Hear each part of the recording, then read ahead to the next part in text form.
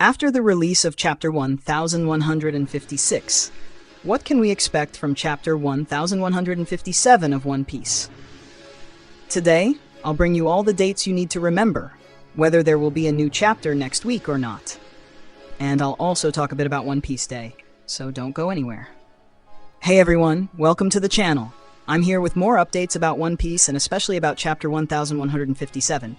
But before we dive in, don't forget to hit the like button, subscribe to the channel, and activate the notification bell. That really helps the channel grow and reach even more people. Give me that boost, and let's go! So, like I said, we already have some information about Chapter 1157. In fact, some of this I've already mentioned, but I always like to make a separate video to explain everything clearly. Yes, Chapter 1156 is now behind us, and it's time to rev up for the next one. However, there will be no chapter next week. And that's the first piece of confirmed information, mentioned both in the chapter itself and in the spoilers. But the break isn't from Oda, it's from the Weekly Jump magazine. What does that mean?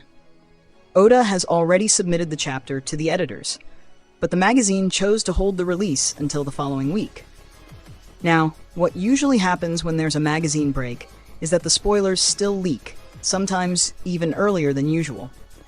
So it's very possible that we'll get hints about the chapter on Monday, early spoilers on Tuesday, and the full summary on Wednesday. But one thing is for sure, there will be no early scans on Thursday as usual. That's guaranteed. Those should come out the next Thursday, which is August 14th, 2025. So here's how the schedule might look. Monday, August 4th, hints might start dropping. Tuesday, August 5th, initial spoilers could be released. Wednesday, August 6th, we may get the complete summary. And why do I say might and not will? Because although this release pattern usually happens during magazine breaks, there have been exceptions, like during Golden Week when we didn't get anything at all. That's because right after that break, we also had an Oda break. So we ended up going almost 3 weeks without a chapter. One for the magazine, one for Oda, and one for the return. That same situation could repeat itself. If Chapter 1157 ends with a break note, meaning an Oda pause right after, it's possible that leakers will decide to hold off on the spoilers, just like they did before. But if there's no break after Chapter 1157, then it's very likely that the spoilers will be leaked as usual next week. Hope that clears things up a bit. Now let's talk about something very important coming next week.